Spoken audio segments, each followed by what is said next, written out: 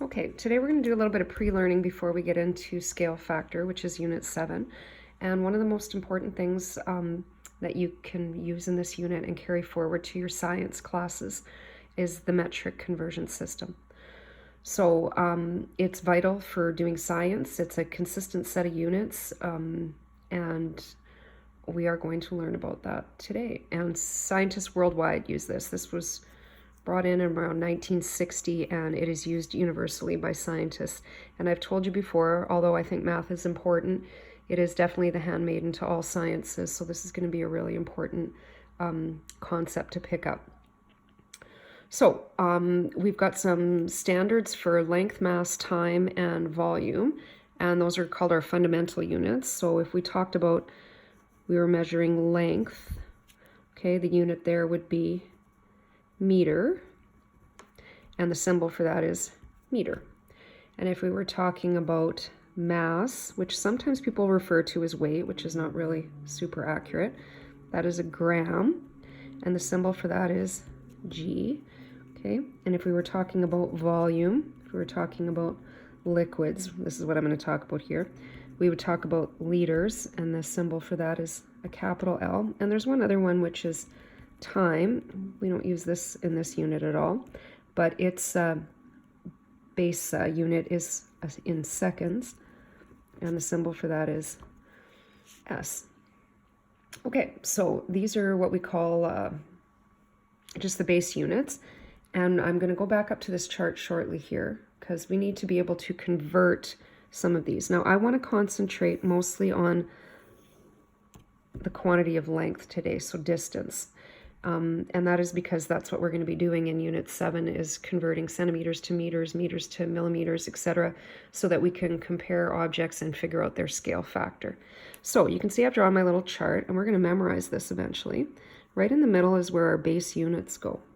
And our base units, we just talked about these, are right here. Okay, and we're going to use the abbreviation meter, gram, liter, and seconds. And again, we're going to concentrate mostly on length, so that's what we're gonna take a look at. Okay, and so in science and math we need to often convert from one metric unit to the other, and so using this system, metric system, some people refer to it as SI, which is French Système International, to convert, and that's because this system is based on multiples of 10. Each unit that follows another unit changes by a factor of 10, so we're either going to be multiplying by factors of 10 or dividing by factors of 10. Okay, and today I'm going to show you the linear method. When you get to the higher level of sciences, you might learn conversion factor method, which is not as ugly as it sounds, but today we're going to concentrate on the linear method. So how we need to start is we need to talk about these areas over here, okay, which are our prefixes. So right now these are sort of our smaller units. Okay, and these ones actually have Latin names, so their prefixes are based on Latin names. And we start with our base unit here, and as we move over here, this would be our deci, which uses the abbreviation D. And then we have centi, which you might be familiar with, uses the abbreviation C. And then over here we have milli, and that uses the abbreviation M. Now there are other smaller measurements, but we don't use these in middle school and the lower high school science and math, okay? I'll tell you though, over here we'd follow by micro and then nano and pico, okay? And so those are other units, but we're going to concentrate on these. And then over on the other side, which are sort of our larger units, and these units are based on Greek words. So the first one here that we encounter is called deca.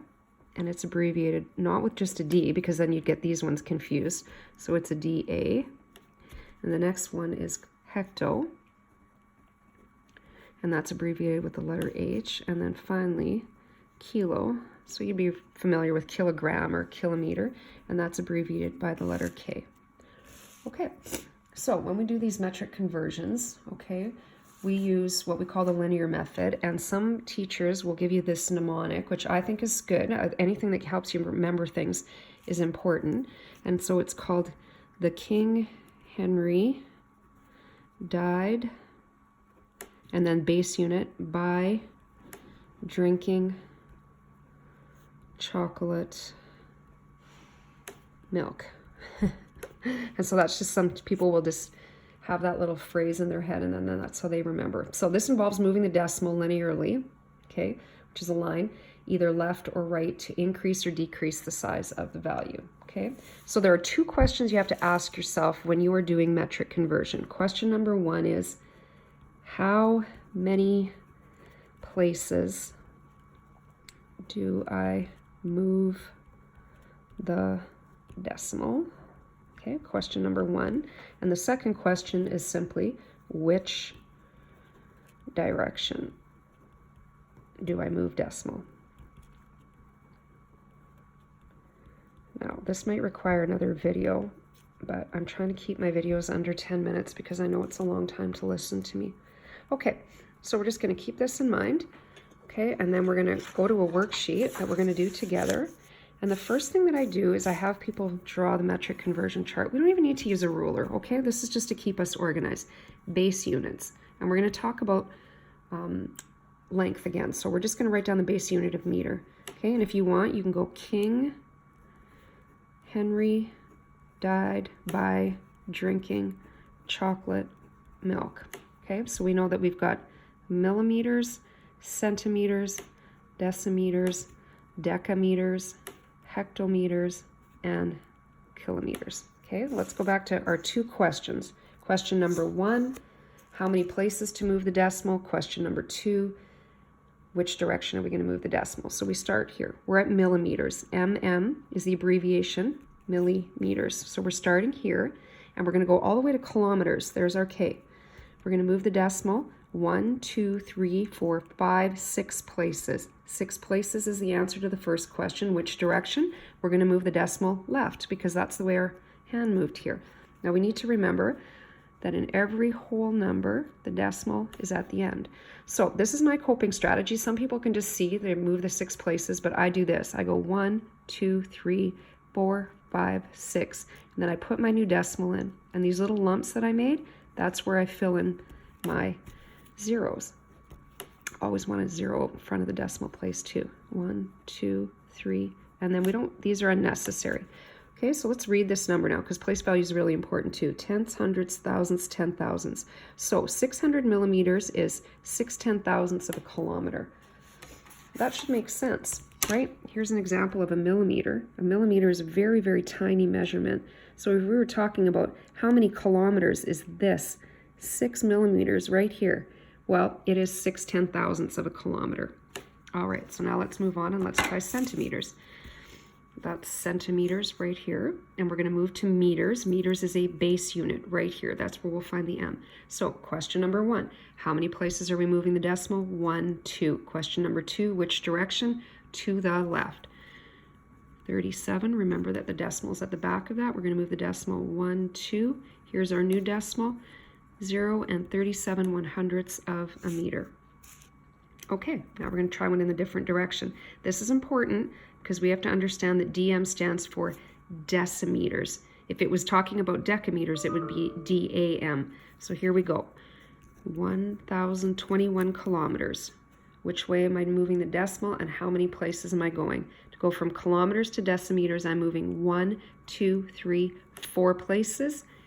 Which direction did I go? To the right. So remembering that here's the original decimal, 1, 2, 3, 4, and here's my new decimal. Now we don't have two decimals in a number, so we get rid of the original. 1,021 kilometers is 10,210,000 decimeters. And I realize I didn't leave enough room here, so feel free to draw all over your paper or do this written down somewhere else. Okay, we're going to start with 32/100ths of a kilometer, so a partial piece of a kilometer, and we're going to go all the way to millimeters. That's from one extreme to the other. First question, how many places am I going to move? 1, 2, 3, 4, 5, 6. Which direction? I move my pen to the right. I'm going to move 1, 2, 3, 4, 5, 6. New decimal, fill in those lumps. Everyone will have a different strategy. Okay, so we're going to have 320,000 millimeters. Remember, we don't keep the original decimal. We're making a new decimal now. Okay, let's read this number. I have 10,000 meters. That's important that you remember that that's your base unit. So if I have 10,000 meters and I'm going to move to kilometers, question number 1, how many places do I move the decimal? Question number 2, which way am I going? From meters to kilometers. 1, 2, 3. 3 places to the left. Here's my original decimal and a whole number, 1, 2, 3. Here's my new number, 10. And I don't write decimal with zeros behind it. 10 kilometers. 10,000 meters is 10 kilometers. Okay, I've reached the 10-minute and 27 mark. So I'm going to stop now, and maybe you can try these rest, and then we'll get together again, and we'll check our work, and then we'll do a little bit more work together.